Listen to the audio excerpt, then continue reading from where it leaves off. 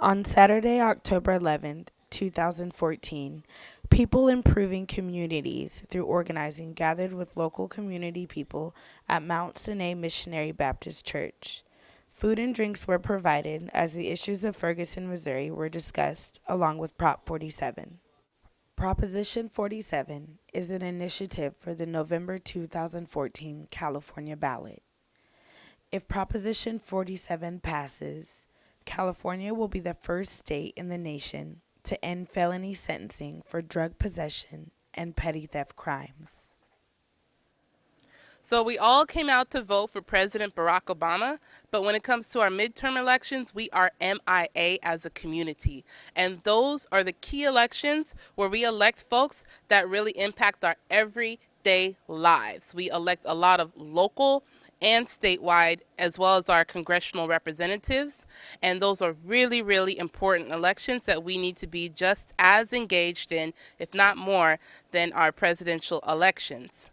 And so through Let My People Vote, this is really an opportunity for our congregations to lift up their faith values at the polls. And so in Pico, we are in Pico, California.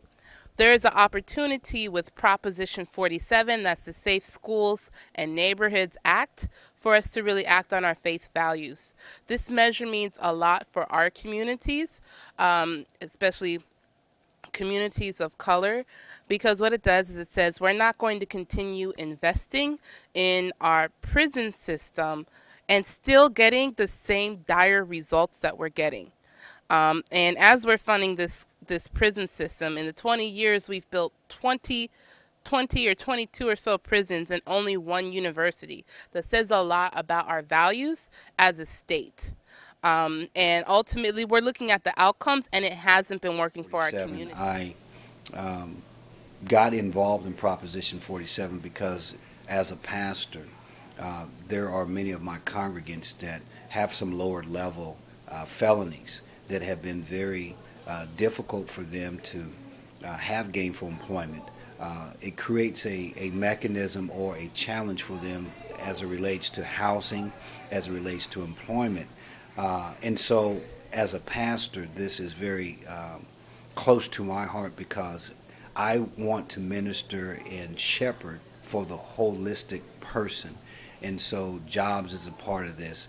Having hope, being able to provide for your family is significant. Being able to have safe neighborhoods for your family is very relevant to Proposition 47. And even as a pastor, it is extremely important that we be able to utilize whatever mechanisms that are going to help us facilitate the outcome that's in the best interest of all of our people. ACT has taken a very pivotal lead with regard to this in the Sacramento area.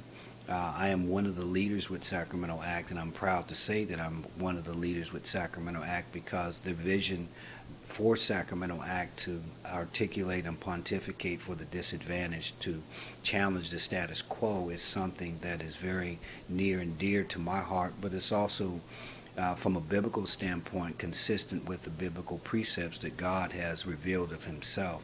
And so as a pastor, I would be remiss not to create some level of collaboration with them in an effort to create a level of awareness, to awaken, what shall I say, a sleeping giant, and to extract those resources within our community so that we can really start to dismantle this institution that has oppressed.